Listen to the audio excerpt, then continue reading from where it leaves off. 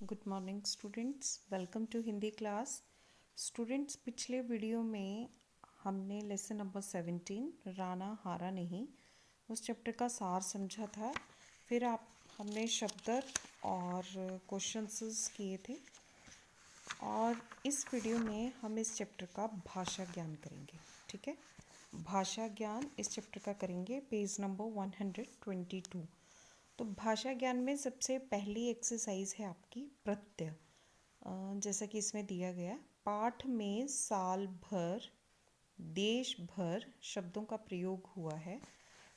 आप भी भर प्रत्यय से बनने वाले 4 नए शब्द बनाइए। कौन सा प्रत्यय है? भर प्रत्यय है, भर। तो प्रत्यय क्या होते हैं? जो शब्द के बाद में लगकर उसका अर्थ चेंज करते, उसे हम कहते हैं प्रत्यय। ये आपने पहले भी पढ़ा था। तो भर प्रत्यय लगाना है और उससे हमने नए शब्द बनाने हैं। जैसे यहाँ दिया है साल भर, देश भर, ऐसे ही हम शब्द बनाएंगे।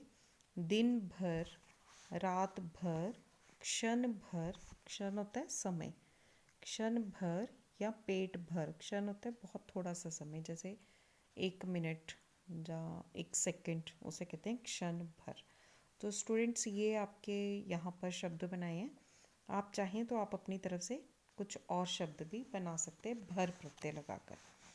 नेक्स्ट एक्सरसाइज देखेंगे, निम्नलिखित वाक्यों को जोड़कर एक वाक्य बनाइए। ठीक है, कुछ वाक्य दिए हुए हैं, उनको जोड़कर एक वाक्य बनाना है। जैसे यहाँ पर एग्जाम्पल दिया हुआ है, जैसे, तो यहाँ पर 2 वाक्य दिए हुए हैं और यहाँ इन दोनों को जोड़कर हमने नया वाक्य बनाना है। तो ये एग्जाम्पल दिया हुआ कैसे, इसे देखेंगे पहले। उसने प्रसन्नता से स्कूल को देखा, ये हो गया एक वाक्य आपका। वह बैसाखियाँ टेकता हुआ आगे बढ़ने लगा। ठीक है, ये हो गया दूसरा वाक्य। तो अब हमने क्या करना है, ये जो फर्स्ट वाक्य है आपका, यहाँ से लेकर यहाँ तक ये फर्स्ट है और ये सेकंड है। ठीक है, ये हो गया आपका फर्स्ट वन और ये हो गया सेकंड वन। अब हमने क्या करना है, इन दोनों को जोड़कर एक बनाना है। कैसे बनाया है? उसने प्रसन्नता से स्कूल को देखा और यहाँ पर और शब्द लगा दिया, और बैसाखियाँ टेकता हुआ आगे बढ़ने लगा। यहाँ पर और लगाकर हमने दोनों वाक्यों को जोड़कर एक बना लिया। अब हमने आगे भी ऐसे ही करना है। तो फर्स्ट वन है, मेरी टांग दुबली होने लगी थी, मैं खड़ा होने लायक भी नहीं रहा था। तो यहाँ पर हमने और ऐड कर देना है, तो एक सेंटेंस बन जाएगा, मेरी टांग दुबली होने लगी और मैं खड़ा होने लायक भी नहीं रहा था। Then next one, Rajiv Guwahati गया, वह वहाँ से राणा के लिए अच्छा समाचार लाया। तो यहाँ पर भी हम और जोड़ देंगे, राजीव गुवाहाटी गया और वहाँ से राणा के लिए अच्छा समाचार लाया। देन नेक्स्ट वन, राणा की बैटिंग और बॉलिंग की धाक जम गई, वह दोनों में माहिर था। तो यहाँ पर भी हम और लगा देंगे, तो एक सेंटेंस बन जाएगा, राणा की बैटिंग और बॉलिंग की धाक जम गई और वह दोनों में माहिर था। देन नेक्स्ट वन, राणा ने टॉस जीता, उसने बैटिंग करने का निर्णय लिया। तो यहाँ पर भी कैसे करना है, राणा ने टॉस जीता और उसने बैटिंग करने का निर्णय लिया। तो स्टूडेंट्स, ये आपके हो गए। ये इससे आपने अपनी बुक में लिखना है, जैसे कि मैंने लिखा हुआ है। इसकी फ़ोटो क्लिक करके मैं आपको सेंड कर दूंगी। उसके बाद है थर्ड एक्सरसाइज, निम्नलिखित वाक्यों में उचित विराम चिन्ह लगाइए। विराम चिन्ह, ठीक है, विराम चिन्ह क्या होते हैं, ये आपको मैंने जो आपका फर्स्ट टर्म का सिलेबस था, यूनिट टेस्ट का सिलेबस, उसमें मैंने आपको एक चैप्टर करवाया था। मैं आपको फिर से बता देती हूँ। तो यहाँ पर देखेंगे, विराम का मतलब होता है, विराम का मतलब होता है रुकना या विश्राम करना, उसे हम कहते हैं विराम। तो विराम चिन्ह कितने तरह के होते हैं? 12 हैं। 12 तरह के आपके विराम चिन्ह हैं। तो जब भी हम कोई सेंटेंस बोलते हैं या कोई बात करते हैं, तो उसमें हम कई बार कुछ टाइम के लिए रुक जाते हैं या फिर किसी से क्वेश्चन पूछते हैं या हैरान होकर बात करते हैं। तो उन सब चीज़ों को, उन इमोशंस को एक्सप्रेस करने के लिए जो हम सिंबल्स यूज़ करते हैं, उसे हम कहते हैं विराम चिन्ह, रुकने के लिए। तो फर्स्ट है आपका अल्प विराम, मीन्स कॉमा। ठीक है, अर्ध विराम, डॉट डाल के फिर कॉमा। देन पूर्ण विराम, विस्मय आदि बोधक, प्रश्नवाचक कोष्टक जिसे आप इंग्लिश में ब्रैकेट बोलते हैं, निर्देशक चिन्ह जिसे आप हाइफन बोलते हैं, उद्धरण चिन्ह इन्वर्टेड कॉमर्स को उद्धरण चिन्ह बोलते हैं, आदेश चिन्ह मीन्स किसी को ऑर्डर देना हो, लाघव चिन्ह, देन योजक चिन्ह मीन्स जोड़ना, हंसपद या त्रुटिपूर्वक चिन्ह, त्रुटिपूर्वक होता है कोई गलती हो जाना, उसे हम कहते हैं गलती को सुधारने के लिए। जैसे आप सेंटेंस लिख रहे हो तो आपसे एक शब्द छूट गया तो आप ऐसे करके ये वाला चिन्ह डालते हैं, ये वाला चिन्ह डालते हैं, तो उसे बोलते हैं त्रुटिपूर्वक चिन्ह। ठीक है, तो ये हो गए आपके विराम चिन्ह।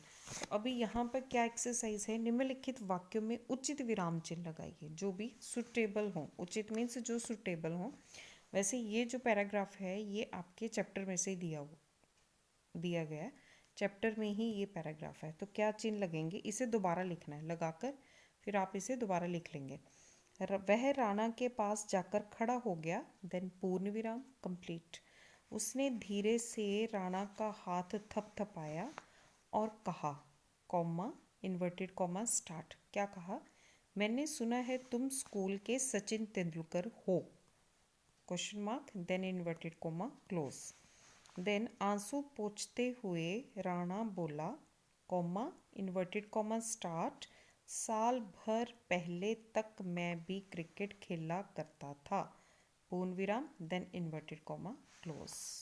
तो स्टूडेंट्स ये पैराग्राफ, ये जो 2 लाइनें हैं ये आपके चैप्टर में ही दी हुई हैं, वहीं से देख के मैंने विराम चिन्ह लगाए हैं और आप भी वहाँ से देख के एक बार क्रॉस चेक ज़रूर करिएगा और इसे अच्छी तरह से करना।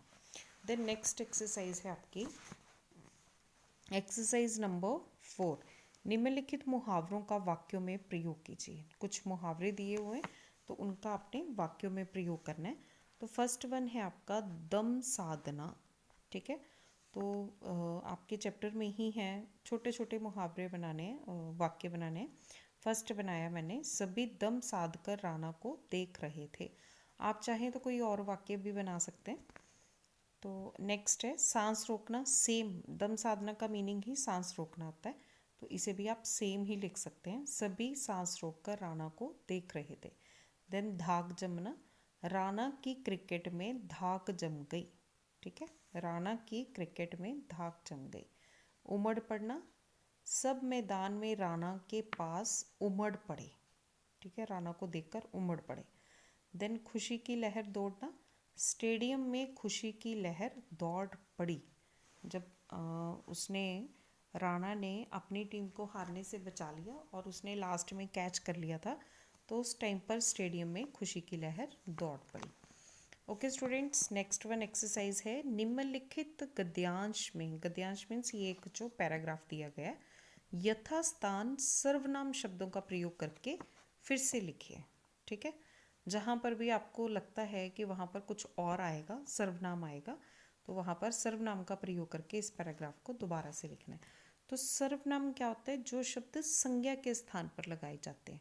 फॉर एग्जाम्पल वह, मैं, उसका, यह, तो ये होते हैं सर्वनाम शब्द। ये सर्वनाम शब्द तो आप शायद 3rd क्लास से पढ़ते आ रहे हैं।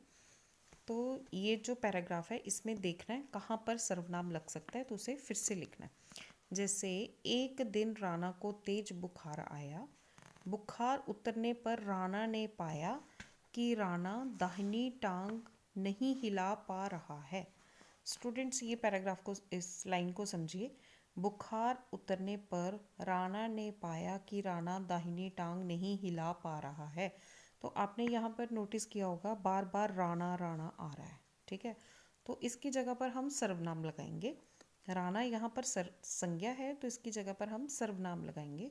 कैसे लिखेंगे, बुखार उतरने पर राणा ने पाया, बुखार उतरने पर उसने पाया कि वह दाहिनी टांग नहीं हिला पा रहा है। जैसा कि मैंने यहाँ पे लिखा हुआ है, एक दिन राणा को तेज बुखार आया, बुखार उतरने पर उसने पाया कि वह दाहिनी टांग नहीं हिला पा रहा है। उसी तरह से नेक्स्ट देखेंगे, राणा को पोलियो हो गया था। फिर से राणा, तो हम इसकी जगह पे लिखेंगे उससे पोलियो हो गया था। देन राणा की टांग दुबली होने लगी। देन अगेन उसकी टांग दुबली होने लगी, ये सर्वनाम शब्द है। फिर उसके बाद और राणा खड़ा होने लायक भी नहीं रहा। फिर से राणा, तो हम इसकी जगह पे लिखेंगे और वह खड़ा होने लायक भी नहीं रहा। ठीक है, इस तरह से इसे हम चेंज करेंगे। उसके बाद तुम ही बताओ राजीव, भला एक टांग से राणा कैसे क्रिकेट खेलेगा। फिर से राणा आया है, तो यहाँ पर तुम ही बताओ राजीव, मैं एक टांग से कैसे क्रिकेट खेलूँगा, मैं आएगा यहाँ पर। ठीक है, उसके बाद एक उदास मुस्कुराहट के साथ राणा ने कहा, तो एंड में लिखेंगे एक उदास मुस्कुराहट के साथ उसने कहा।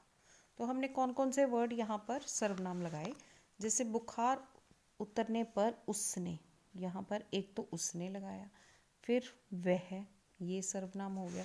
फिर उसके बाद उससे पोलियो हो गया था, उसे, ये भी सर्वनाम है। उसकी, ये भी सर्वनाम है।